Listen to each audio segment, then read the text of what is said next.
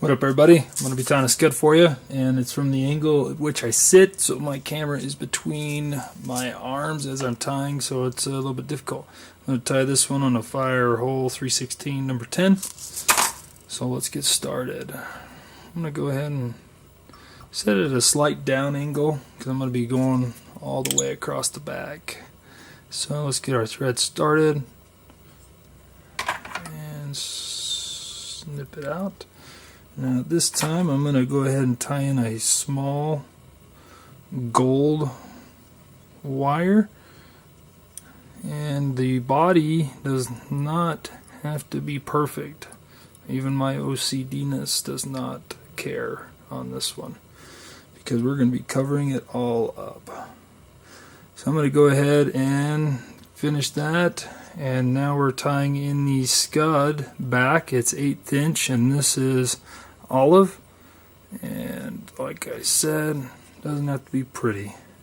Now I kind of made my own little dub brush here. You can do a dubbing loop, but I like this because it's stronger. So here's kind of the color scheme I have going for this one.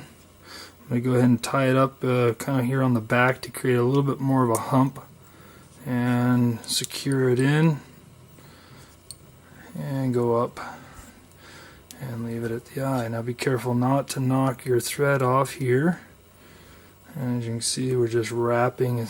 This brush here is a little thick, so I'm not having to do as many wraps, but I kind of preen them back just because later on they're going to want to go everywhere, and this kind of helps to keep them out of the eye, so we got a little less trimming later on. So do a couple wraps, pull it all back, make sure to leave that little space there on the eye.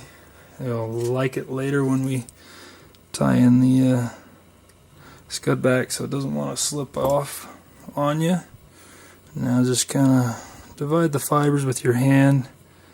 I'm not too picky, and I don't think the fish are either.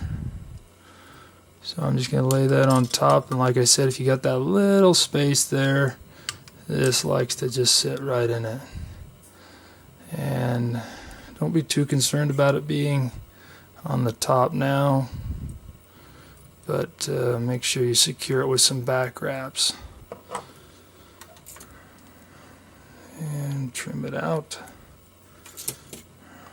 Now this is the part that gets a little fun because we want to make sure not to knock that thread off, but we're going to be wrapping this gold wire.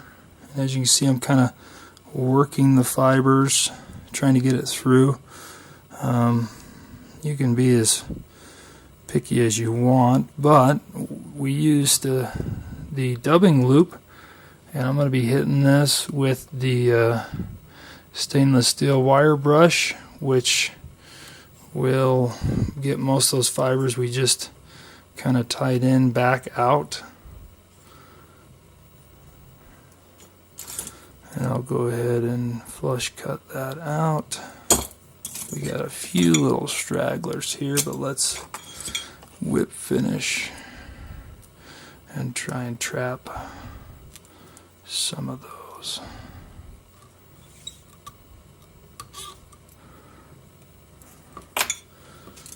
Okay. Now I'm just going to clean that up just a tad bit.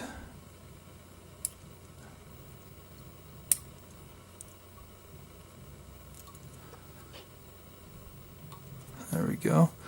Now, got me a stainless steel little brush, and I'm going to get those fibers out that I kind of just trapped up in there when I wrapped the wire, and then I'm going to hit this pretty aggressively to get these other fibers out and create that bugginess.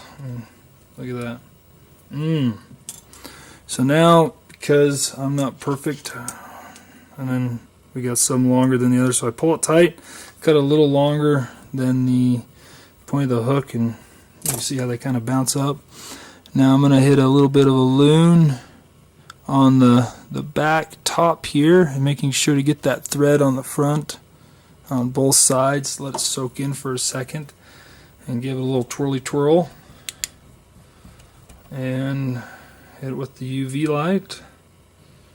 So you can see how now it's kind of got that little ridged grooves on the top. And it is super buggy. And there you go.